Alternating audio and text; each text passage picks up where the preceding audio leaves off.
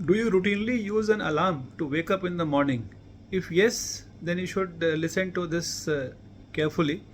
So, waking up to an alarm can be hazardous to the health, and one of the studies showed that those who wake up to an alarm, the BP surge is about 74% higher than who wake up naturally.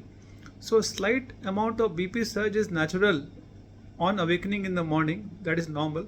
But this study showed that if someone woke up with an alarm, the BP surge was 74% higher, and that's a big increase.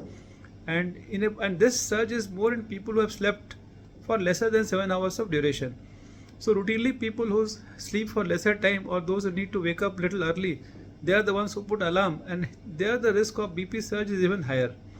The second thing that can happen is if you wake up to an alarm when the suddenly from deep sleep, then there is something called sleep inertia where you could feel groggy for up to 2 hours. And then the third thing that can happen is sudden jolting, from the sleep with an alarm can increase your heart rate and make your heart pump little more and faster. So all this can increase the risk of stroke and heart attack also. Now, if an alarm should not be used, what are the things that you could do to reduce this risk? So best of course is to wake up naturally, and for that we can use something where the natural light comes into the room, because as you know, when the light comes in, it reduces the amount of melatonin secretion in the brain, and then a person can naturally wake up.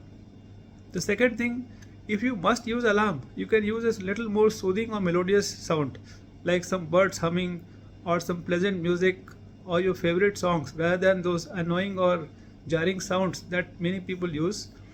And then also have a consistent sleep schedule, because once you start sleeping, going to bed at the right time, at the same time, and wake up at the same time, then your body gets used to the circadian rhythm, and then you tend to wake up naturally.